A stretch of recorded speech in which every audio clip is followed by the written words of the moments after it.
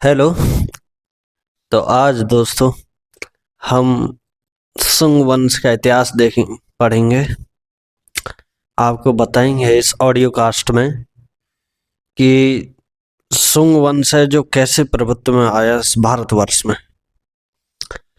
भारतवर्ष का इतिहास है जो ऐसा तो है नहीं किसी एक जाति का हो, एक धर्म का हो, एक संप्रदाय का हो, एक पंथ का हो या कम समय का हो। ये इसका बहुत पुराना इतिहास है। अब चंद्रगुप्त मौर्य ने मौर्य साम्राज्य की नींव डाली थी। आपको जैसा पता है कि उन्होंने गणानंद का वध किया था और उनसे सत्ता से निष्कासित किया था और एक मौर्य साम्राज्य की नींव डाली थी। मौर्य साम्राज्य ने भारत की उन सीमाओं को जीत लिया था या उन सीमाओं को प्राप्त कर लिया था जिसके लिए अंग्रेज और मुगल तरसते रह गए। तो इस तरह जैसे जैसे मौर्य साम्राज्य अशोक के बाद बौद्ध धर्म में ज्यादा रुचि लेने लग गया,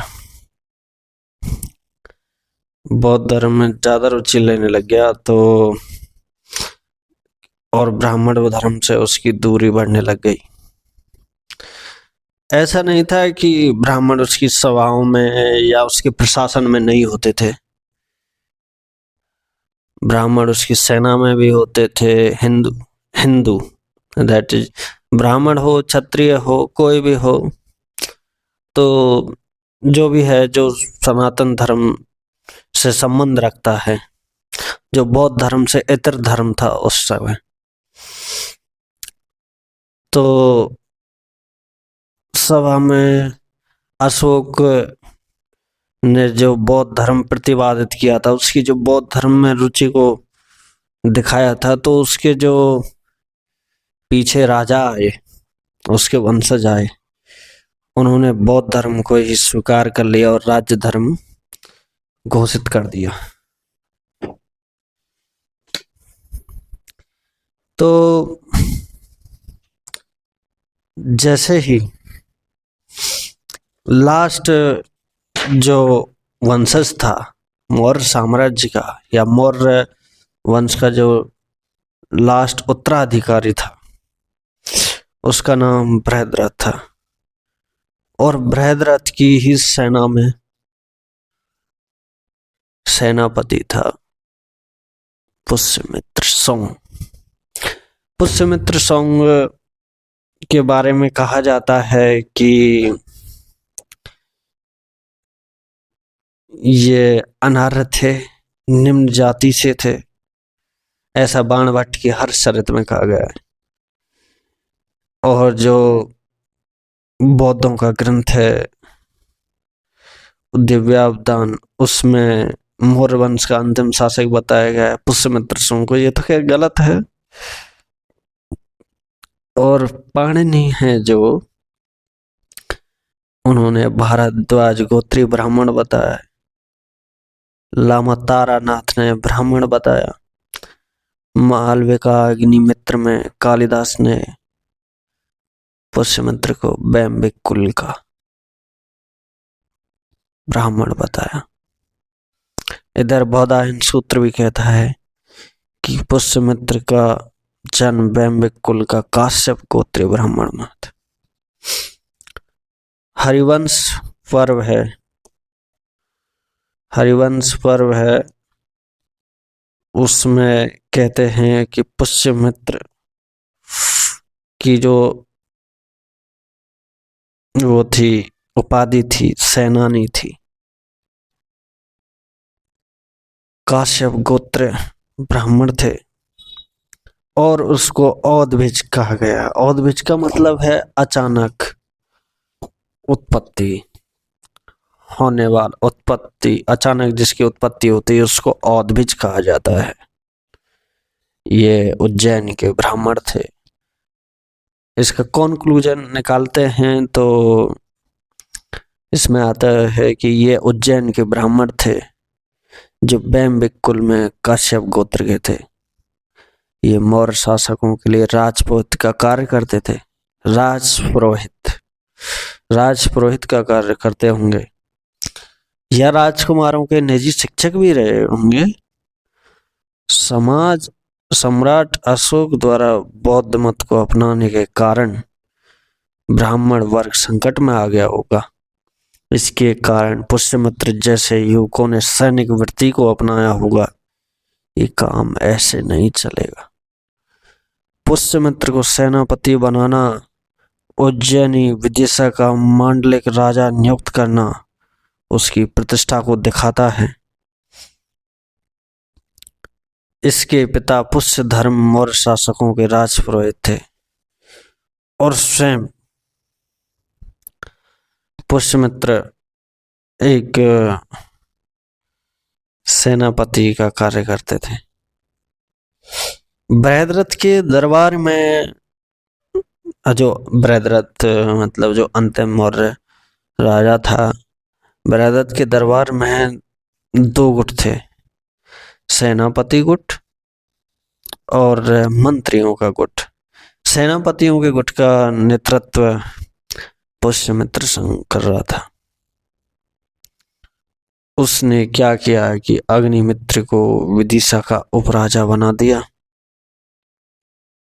और बृहद्रथ का मंत्रियों के गुट में जो बृहद्रथ का सचिव था उसका नेता था मंत्रियों के गुट का, और उसने अपने साले यज्ञसेन को विदर्भ का राजा उपराजा बना दिया। अब आगे जो बातें चलती हैं कि बाणभट्ट कहते हैं अपनी हरिश्चंद्र में कि सेना का निरीक्षण करते समय बृहद्रथ की हत्या कर दी गई और इस षड्यंत्र में पुष्यमित्र भी शामिल था। पुष्यमित्र ने शुंग वंश स्थापित किया और राजा बनने के बाद भी पुष्यमित्र सेनानी के रूप में अधिक प्रसिद्ध हैं। पुष्यमित्र ने ऐसी कोई उपाधि धारण नहीं की कि मैं राजा हूं, सम्राट हूं, क्योंकि उन्होंने अंत कर दिया था मौर्य साम्राज्य का, लेकिन वो अपने आप को सेनानी कहलाना ही पसंद करते थे। पुष्यमित्र ने दो महत्वपूर्ण कार्य किए कि एक तो मौर्य राजाओं के ज्यादा शांति में बनने के कारण देश में अराजकता फैल गई थी, तो देश में शांति व स्थिरता बनाने के लिए मौर्य राजाओं का पतन जरूरी था। और दूसरा कार्य यह है कि उसने यवन आक्रमण से सुरक्षा की थी। आगे जो आता है विदर्भ का युद्ध है। पुष्यमित्र शुंग ने पाटलिपुत्र सिंहासन पर अधिकार करते ही मौर्यों का जो सचिव था उसको कैद करके विदिशा भेज दिया। यज्ञसेन ने विदर्भ में स्वतंत्रता की घोषित कर दी। विदर्भ जो महाराष्ट्र में है, घोषणा कर दी। विदर्भ राज्य में यज्ञसेन और उसके चचेरे भाई माधवसेन के मध्य संघर्ष था और उसी माधवसेन की बहन मालविका थी। तो यज्ञसेन का जो चचेरा भाई था माधवसेन, यज्ञसेन में और माधवसेन में विवाद चल रहा था राज्य को लेकर कि कौन राजा बनेगा कौन नहीं बनेगा। और उसी माधवसेन की मालविका थे, जिस पर कालिदास जी आगे नाटक लिखते हैं, मालविका अग्निमित्र। कालिदास के नाटक मालविका अग्निमित्र में मालविका और अग्निमित्र की प्रेम कहानी का ही वर्णन है। पुष्यमित्र ने माधवसेन का समर्थन किया क्योंकि उसको तो एक उसका विद्रोह करने वाला चाहिए था, उसके विपक्ष का व्यक्ति चाहिए था, तो पुष्यमित्र ने माधव सेन का समर्थन किया और विदर्भ राज्य को, उस समय विदर्भ राज्य को अचिराधिष्ठित का मतलब हाल में ही स्थापित और शुंगों का स्वाभाविक शत्रु कहा गया, क्योंकि यज्ञसेन ने अपनी स्वतंत्रता की घोषणा कर दी थी। क्योंकि जैसे ही जो केंद्रीय शक्ति में राजा होता था किसी दूसरे वंश का, और उस पर कोई और वंश का राजा या कोई सेनापति या कोई भी व्यक्ति हो सकता है जो उस पर राज कर लेता है, तो जो उसके पहले वाले के जो अधीन रहते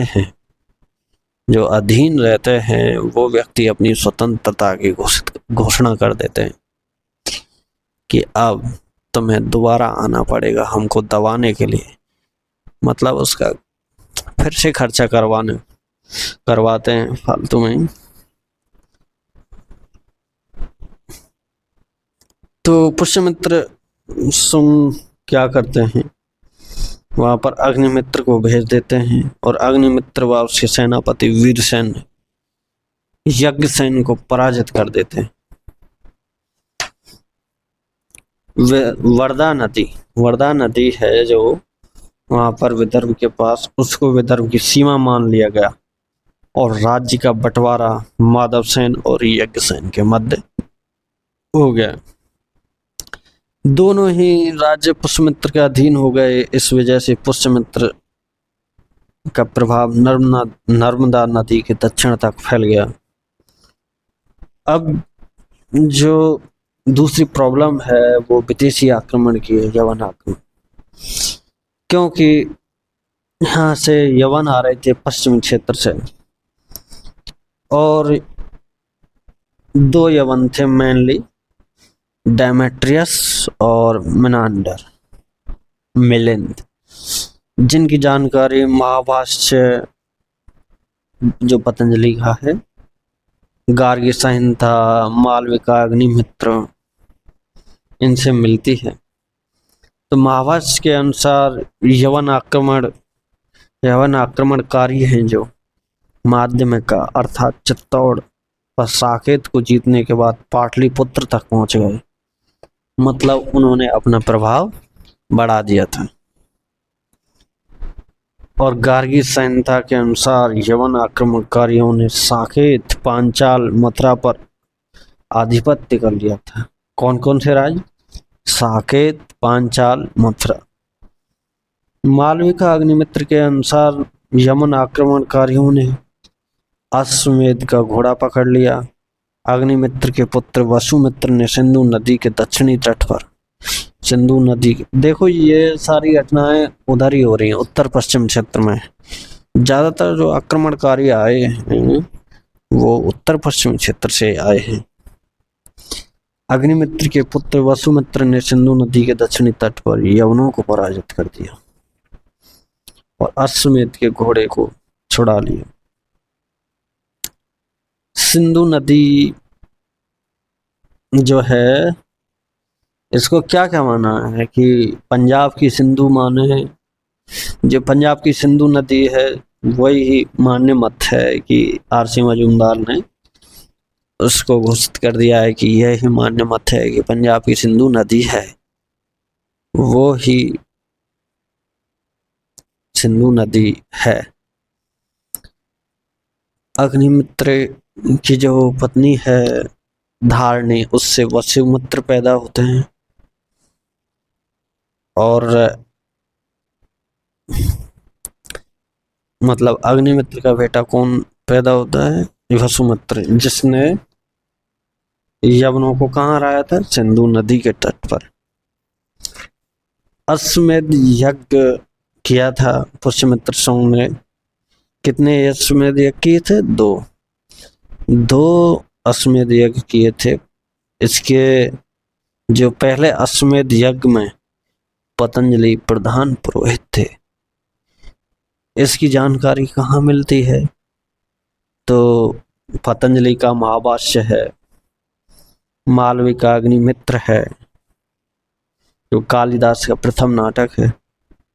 धनदेव का अयोध्या अभिलेख है। तो पुष्यमित्र ने 2 अश्वमेध यज्ञ किए। इसका स्पष्ट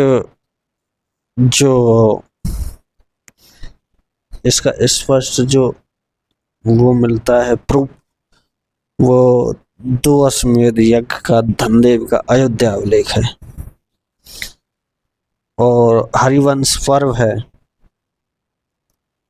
उस कलयुग में वो कहता है कि कलयुग में पुष्यमित्र ने अश्वमेध यज्ञ का पुनरुद्धार किया तथा वह अद्विज था।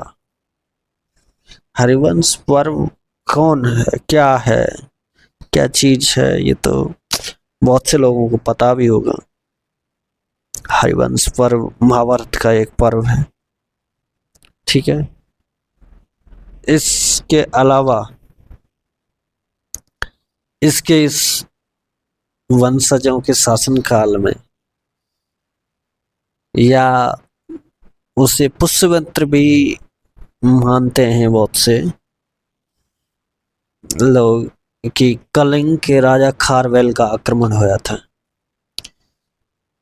खारवेल के हाथी गुम्फा अभिलेख से जानकारी मिलती है कि मगध पर आक्रमण किया गया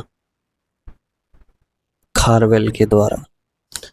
पाटलिपुत्र के राजा वृहस्पतिमित्र को पराजित किया और वहां से जिनसेन की मूर्ति को ले आया, जिसे महापद्मानंद जो नंद वंश से संबंधित था कलिंग से लाया था। और ये स्मिथ और जायसवाल जैसे इतिहासकारों ने वृहस्पति मित्र को ही पुष्यमित्र बताया, ठीक है। तो वहां पर जो हाथी बस यही प्रमाण मिलता है उसका ओनली, जो कलिंग के राजा खारवेल का हाथी गुम्फा अभिलेख है। और वो उस हाथी गुम्फा अभिलेख खंडगिरी पहाड़ी में है, उड़ीसा। खंडगिरी जो पहाड़ी है उड़ीसा में, उस पर स्थित है। जो खारवेल हैं वो कहते हैं अपनी प्रजा से या इतिहास में वो कहते हैं कि देखो, जिस तरह मगध के राजाओं ने हमारा शोषण किया था कलिंग के युद्ध में, अशोक द्वारा किया गया था। और कई बार क्या है कि जो उड़ीसा का क्षेत्र है ये मगध के राजाओं के लिए एक नासूर की तरह होता था कि साइड में ये अपना इनकी वो मानते नहीं थे इनको कुछ भी, मतलब ये हमेशा स्वतंत्र ही रहते थे। महापद्मानंद थोड़ा सा आक्रमण करके वहां से मूर्ति उठा के ले आता है। और जो मौर्य चाणक्य जी भी चंद्रगुप्त मौर्य को समझाते हैं कि जो ये कलिंग है, यहाँ पर इनको कलिंग के निवासियों को या कलिंग के राजा को कभी भी किसी ने अपने अधीन नहीं रखा। लेकिन अशोक जो अपने आप में एक सम्राट की पदवी रखता था, जिसने पूरे भारत को जीत लिया था, वो कैसे सहन कर सकता था कि मेरी बगल में कोई देश स्वतंत्र रहे, कोई राज्य स्वतंत्र रहे। तो उसने कलिंग पर आक्रमण कर दिया। तो उसी का बदला लिया राजा खारवेल ने। तो हम थोड़ा आउट ऑफ पॉइंट चले गए थे, चलो ठीक है आगे बताते हैं कि जो पुष्यमित्र हैं, पुष्यमित्र के शासन में पाटलिपुत्र, अयोध्या, विदिशा और दक्षिण में नर्मदा नदी तक का क्षेत्र शामिल था। दिव्यावदान और तारानाथ के अनुसार इसके राज्य की सीमा जालंधर और सागर राज्य तक थी। इस तरह मध्य भारत का संपूर्ण क्षेत्र पुष्यमित्र के अधीन आ गया। ठीक है, इन्होंने जो अपना इनका बेटा था उसको उपराजा बना दिया था विदिशा का। विदिशा एमपी में है जो, और धनदेव को कौशल का राजा, कौशल का गवर्नर नियुक्त किया। गवर्नर या उपराजा एक ही बात है। साकल, विदिशा, प्रतिष्ठान जैसे नगरों के अभ्युदय से पाटलिपुत्र का वैभव कमजोर पड़ गया था। क्यों? क्योंकि यहाँ से साकल से, विदिशा से और प्रतिष्ठान से बिजनेस होने लग गए थे, जो पहले पाटलिपुत्र से ही सब कुछ क्यों होता था? क्योंकि जो मौर्यों की जो प्रशासन की नीति थी वो केंद्रीयकरण की थी, तो पाटलिपुत्र से सब कुछ होता था। लेकिन जैसे ही मौर्यों का आधिपत्य गया है तो साकल, विदिशा, प्रतिष्ठान जैसे कई नगर बिजनेस के मामले में आगे आए थे। तो इस तरह जो बिजनेस है वो इन तीनों नगरों से पूरे राज्य का होने लग गया था। जैसे नवीन भारत में मुंबई है, अहमदाबाद है, और साउथ में चेन्नई है। यहाँ से बिजनेस होते हैं मेनली, लेकिन राजधानी से भी होते हैं। मौर्य काल में क्या था, जो सब कुछ सारी चीजें राजधानी से ही संचालित होती थी। हालांकि उनके भी प्रांत थे, 5 प्रांत थे, लेकिन जो मेन कार्य होते थे उन्होंने सारे राज्य को केंद्रीकृत करके रखा था। अब इनकी जो धार्मिक नीति है सुंगों की, वो किस प्रकार की होती है? गंगा घाटी और मध्य भारत में ब्राह्मण धर्म का प्रभाव बढ़ा। दक्कन में आंध्र सातवाहनों ने राज की संरक्षण दे दिया। किसको? आंध्र सातवाहनों ने किसको संरक्षण दे दिया? ब्राह्मण धर्म को। इस समय ब्राह्मण धर्म में जो जागृति आई उसका चरमोत्कर्ष गुप्त काल में हुआ।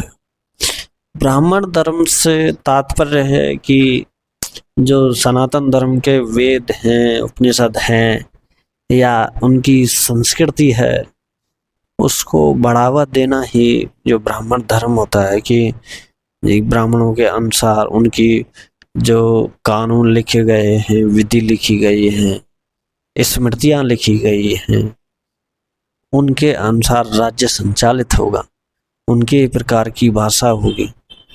तो इसको प्राचीन काल में थोड़े ये इतिहासकार इसको क्या है, ब्राह्मण धर्म कह देते हैं, क्योंकि उस धर्म में जो इंटेलेक्चुअल मामला था वो ब्राह्मणों के हाथों में था। जो सारी चीजें समाज को कैसे व्यवस्थित करना है, ये सब राजा के द्वारा ब्राह्मण ही करवाते थे। किसको नीच घोषित करवाना है, किसको उच्च घोषित करवाना है, या किसी को कैसे दंड देना है, किसी को नहीं भी देना है, किसी के खून भी माफ करने हैं, तो यही लोग करते थे। और इस टाइम तक जो व्यवस्था है जन्म पर आधारित हो गई थी, क्योंकि जन्म पर आधारित व्यवस्था तो 600 ईसा पूर्व के आसपास ही हो गई थी। तभी 2 राजकुमारों ने, क्षत्रिय राजकुमारों ने इसका विरोध किया था। तो आगे चलते हैं। ये आंध्र सातवाहनों और पुष्यमित्र शुंग ने भी इसको, ब्राह्मण धर्म को संरक्षण दे दिया। इस समय ब्राह्मण धर्म में जो जागृति आई उसका चरमोत्कर्ष गुप्त काल में हुआ था। तारानाथ ने पुष्यमित्र को बौद्ध धर्म का घोर शत्रु और स्तूप और बिहारों का विनाशक बताया। ये थोड़ी सी बात अलग लगती है। ये थोड़ा जो चिढ़ना होता है ना, चिढ़ना, तो इन्होंने ऐसा किया। जो बौद्धों के जो राइटर्स थे उन्होंने कि भाई स्तूपों का विनाश कर दिया।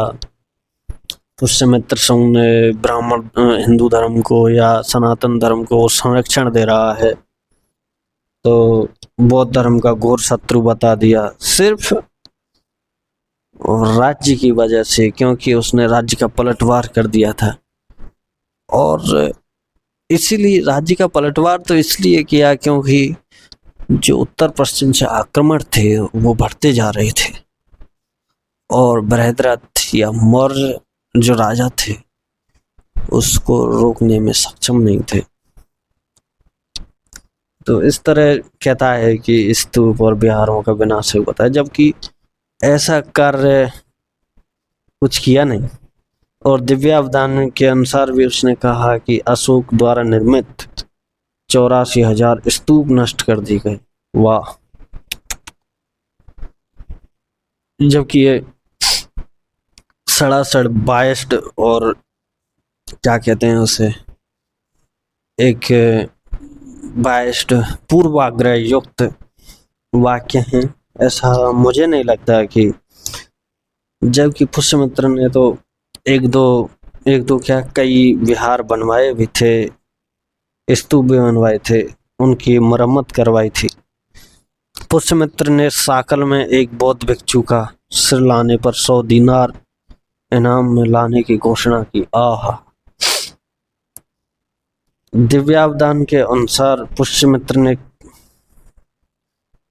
कई बौद्धों का संहार किया। अच्छा, तो इस तरह जो पुष्यमित्र के बारे में आलोचनाएं होती हैं तो पुष्यमित्र ने उनका सामना भी किया। एक मिनट। तो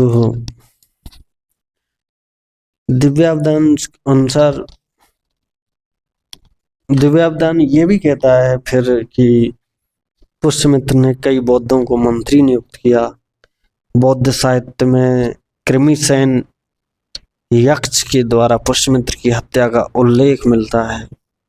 ये सब जो बौद्ध साहित्य की झूठ है, नेगेटिविटी है, जो थोड़ी सच्ची मालूम नहीं होती, ये थोड़ा चिढ़कर किया जाता है, क्योंकि कभी भी सनातन धर्म ऐसा नहीं रहा है जो किसी के मर्डर पर, मतलब उसकी मौत पर उतर जाए।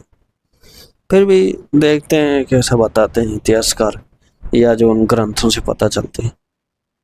अब जो शुंगों की कला संस्कृति है उसके बारे में देख लेते हैं। पुष्यमित्र शुंग ने सांची स्तूप के लकड़ी के हिस्से को पत्थर से बनवाया था, जिसे महास्तूप या सांची स्तूप कहते हैं। अब देखिए, एक तरफ उसे बौद्ध विहारों का, स्तूपों का नाश करने वाला कहा जाता है, जैसा कि दिव्यावदान और तारानाथ बताते हैं,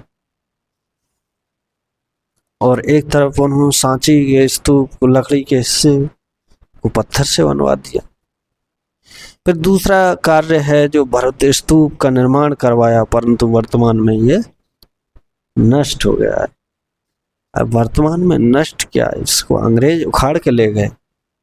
जो भरत स्तूप था वो आज भी उन चोरों अर्थात उन अंग्रेजों के म्यूजियम में पड़ा है पूरा, उसको उखाड़ के ले गए।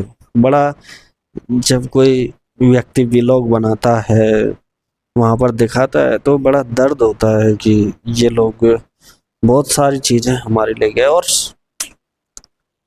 ले भी ना जाते क्यों, उनका राज्य था। और हमने इन चीजों के बारे में थोड़ी अनदेखी भी की, हम खुद का अपना इतिहास भूल गए थे। और फिर आता है बोध गया में मंदिर के चारों ओर रेलिंग अर्थात रेलिंग लगवाई। रेलिंग को वेदिका भी कहते हैं। बोध गया मंदिर है जो, अब देखो इस तरह निर्माण भी करवा रहे हैं संघ, और उनको बौद्ध धर्म का नाश करने वाला भी कहा गया है। तो आगे जो कला है, जो नगरी संकर्षण वासुदेव का खुला देव स्थल मिला। नगरी जो स्थान कहाँ है, वो चित्तौड़ में है, जिसका निर्माण सर्वतात नामक राजा ने करवाया। अच्छा, मथुरा के पास मोरा, मथुरा के पास एक गांव है मोरा नाम से 1ली शताब्दी का एक लेख मिला है, जिसमें एक तोस नामक विदेशी महिला ने संकर्षण, वासुदेव, अनिरुद्ध, प्रद्युम्न और शाम की मूर्तियां लगवाई थी। कौन है? 5 जने हैं, संकर्षण, वासुदेव, अनिरुद्ध, प्रद्युम्न और शाम। इस समय भागवत संप्रदाय, पाशुपत संप्रदाय, माहेश्वर संप्रदाय, अनेक प्रकार के संप्रदाय अस्तित्व में थे। तो ये तोस नामक विदेशी महिला हैं। तो इस सनातन धर्म को पहले से ही लोग एक्सेप्ट करते आ रहे हैं, जो विदेशी हैं प्रभावित होते हैं। आज भी बहुत सारे विदेशी लोग हैं जो तीव्रता से फॉलो कर रहे हैं। तो शुंग काल में ही संस्कृत भाषा का पुनरुत्थान हुआ था, हाँ, और वह अब लोक भाषा के रूप में प्रचलित हुई। शुंग काल में ही पतंजलि ने महाभाष्य लिखकर इसमें बहुत अच्छा योगदान दिया। महाभाष्य व्याकरण से संबंधित जो चीज है, उसमें संस्कृत व्याकरण के बारे में बताया गया है, और उसमें कुछ इतिहास के बारे में बताया गया है। पतंजलि ने ऐसे लोगों को शिष्ट बताया जो बिना अध्ययन के ही संस्कृत बोल लेते थे। शुंग काल में ही मनुस्मृति की रचना हुई, ऑब्वियसली 200 ईसा पूर्व, जिसे धर्मशास्त्र का प्रणेता कहते हैं।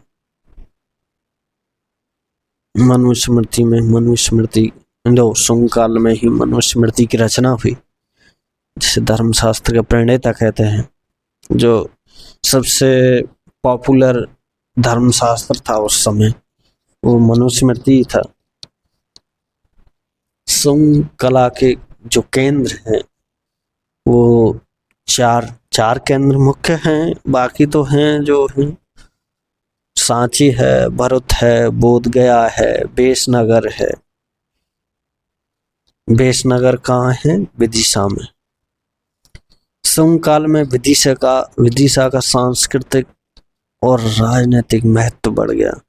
इस काल में स्तूप निर्माण में पत्थरों का इस्तेमाल हुआ। इस काल में जो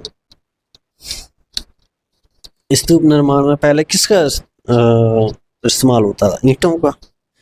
अब पत्थरों का इस्तेमाल होने लग गया था, क्योंकि मौर्य काल की कला दरबारी कला थी, जिसका विषय धर्म था, परंतु शुंग कला की विषय वस्तु लौकिक जीवन से थी। लौकिक जीवन। पतंजलि ने पुष्यमित्र की सभा का उल्लेख किया। अब जो कला थी, जो मौर्य काल में दरबारी कला थी, वहां पर बहुत सारे जो कलाएं थी, उनको जो राजा था, मौर्य राजा थे, वो संरक्षण देते थे। लेकिन अब शुंग काल में क्या हुआ है कि वही कला लोक में प्रसिद्ध हो गई है, लोगों में, सामान्य जनता में। तो इस तरह बहुत सारी प्रतिमाएं बनती हैं, आज भी खुदाई में मिलती हैं, उस सामान्य लोगों की प्रतिमाएं ही मिलती हैं। यक्ष यक्षिणी की, मतलब इतनी जो उनमें फिनिशिंग नहीं होती, तो वो उनसे पहचान कर लेते हैं कि ये सामान्य लोगों द्वारा बनाई गई है। अब पुष्यमित्र शुंग के उत्तराधिकारी हैं। पुष्यमित्र शुंग के उत्तराधिकारी जो उसके पुत्र हैं, अग्निमित्र हैं, और अग्निमित्र हुए। अग्निमित्र की जब मृत्यु हो जाती है तो द्वितीय राजा ज्येष्ठ या वसुज्येष्ठ बनते हैं, तीसरे राजा हैं जो। चौथा राजा अग्निमित्र का बेटा वसुमित्र बनता है, जिसके काल में पांचाल, कौशाम्बी, मथुरा ये स्वतंत्र हो गए थे। और जो हर्षचरित में बताया गया है कि मित्रदेव द्वारा इसकी हत्या की गई। और आपको पहले भी बताया गया है कि वसुमित्र ने सिंधु नदी के किनारे पर यवनों को हराया था। ये वसुमित्र के पराक्रम का ही वैभव था, जो यवनों को उन्होंने परास्त कर दिया था। और पांचवा राजा है जो आंद्रक या औदक है। छठा है पुलिंदक, सातवां है घोष, आठवां है वज्रमित्र और नवा राजा है भागवत या भागभद्र, जो नवा राजा कहलाता है। इन्होंने 32 वर्ष शासन किया था। भागभद्र के शासन के 14वें वर्ष में तक्षशिला के यवन राजा एंटियोलकिडास ने अपने दूत हेलियोडोरस को विदिशा के राजा भागभद्र के दरबार में भेजा था। तो हेलियोडोरस आए दूत बनकर, क्योंकि यवनों ने उत्तर पश्चिम में लगभग अपना शासन स्थापित कर लिया था उस टाइम। तो तक्षशिला में किसका शासन है? एंटियोलकिडास का। उन्होंने अपने दूत हेलियोडोरस को भेजा। तो हेलियोडोरस ने भागवत धर्म से प्रभावित होकर उसको स्वीकार कर लिया और वेशनगर में एक वेशनगर मतलब विदिशा में एक गर्म स्तंभ बनवाया, जिसमें 3 शब्द अंकित किए गए: दम, त्याग और अप्रमाद। दम मीन्स दमन, त्याग करना, अप्रमाद मतलब आलस नहीं करना, एकाग्रता रखना। हेलियोडोरस ने इन्हें अमरता के 3 कदम कहा। अब इसको किसने खोजा? कनिंघम ने 1870 में इस गरुड़ स्तंभ को खोज निकाला और इसे क्या कहा? Fan palm. क्या कहा था? इसको नाम दिया था उन्होंने फैन पाम। 10वां राजा है, ये 9th राजा था भागभद्र, जिन्होंने 32 वर्ष शासन किया था, जो एक अच्छा खासा शासन काल है। एंटियोलकिडास ने, तक्षशिला के एंटियोलकिडास ने यवन राजा था, जो हेलियोडोरस नामक राजदूत भेजा था उनके दरबार में। तो हेलियोडोरस ने भागवत धर्म को स्वीकार कर लिया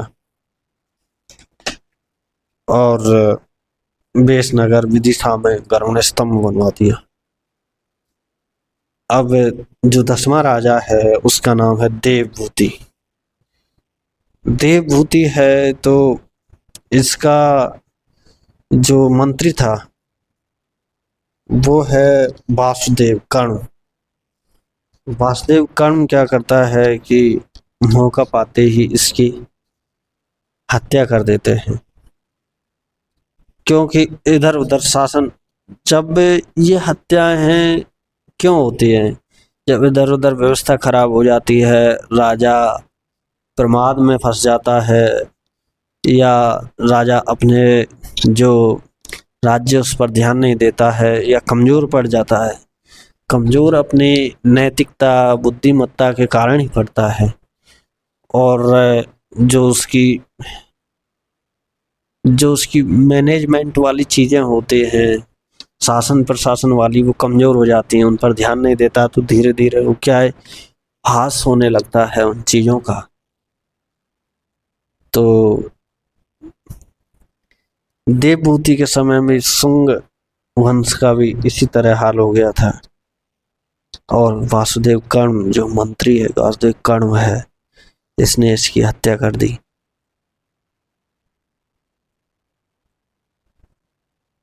और शुंग शासकों ने इस तरह 112 वर्ष शासन किया।